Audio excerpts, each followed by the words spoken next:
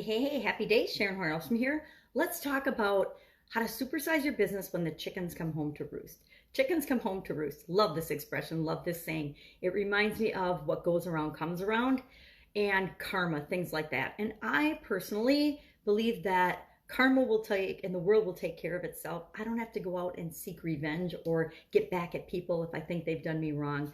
When I was younger, I might have thought that, but I definitely don't think that anymore. So when the chickens come home to roost, what does that mean? And how can you use that to grow and build your business? Well, Robert South in 1810 was an English poet, and he wrote that curses are like young chickens. They always come home to roost. And what that means is what we put out into the world, in this instance, good or evil or bad intentions or meanness or negative acts that hurt and harm other people, will always come back to haunt the person that puts them out there. Chickens are, of course, angry or evil words or acts, and come home to roost means come back to cause us trouble in the future. I don't know if you've experienced this or not in your life, but I personally have. I've been on the wrong end of some really mean behavior and mean acts and things that actually caused me great harm. And those things, I could have gone out and said, oh, I want to get revenge. I can't stand the person or the people that perpetrated this. I'm going to change the way things work, or I'm going to get even with them.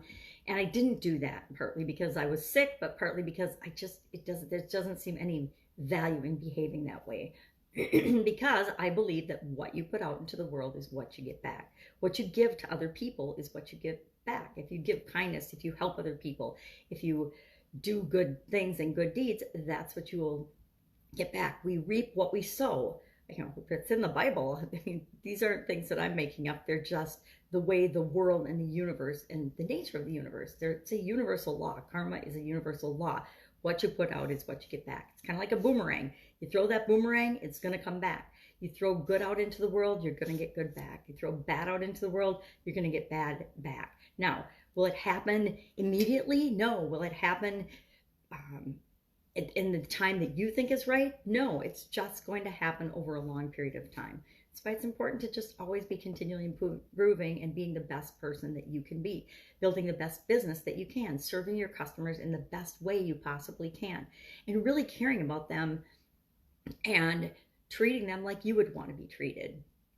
So how are you doing that? How are you doing that in your business? Are you setting your business up, the rules for your business, the rules for your employees or the people that you are in partnership with? Are you putting out there what you really, really want to get back? Or are you creating a bunch of really ridiculous, because there are some companies that create ridiculous rules that work for them, but that are really not in the best interest of their employees or their customers?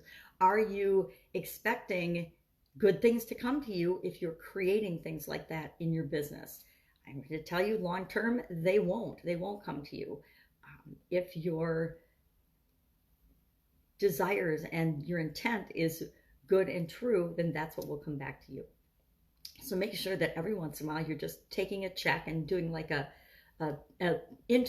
slight audit, an internal gut check or audit to say, is overall the direction of my business going where I want it to? Because sometimes things like our businesses start growing like a freight train and they get out of our control. What we intended and why we started the business in the first place, we're moving forward and we're making progress and we're making sales and we're getting more customers and we feel like we're profiting and doing the right thing, but we realize that somehow we've gone down the wrong road and what we intended for our business isn't what we want.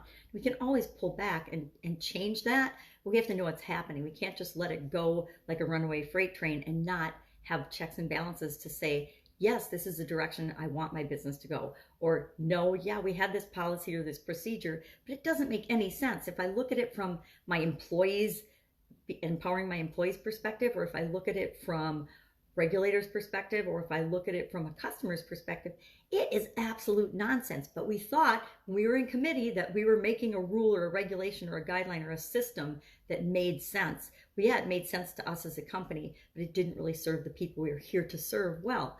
And that happens to all of us in all our businesses and all of our companies, unless we stop every once in a while and just look at what's going on and saying, asking, is this matching our intent? Is this what we really want to do?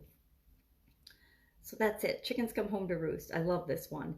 Love to have a little discussion about this. If you think it's ridiculous that what we put out isn't what we get back, that the world just is the way it is, share that in the comments below. Otherwise, let me know what you think about karma and chickens and roosting. So go out, have an awesome day. I will, of course, be with you tomorrow. Bye. With another interesting idiom.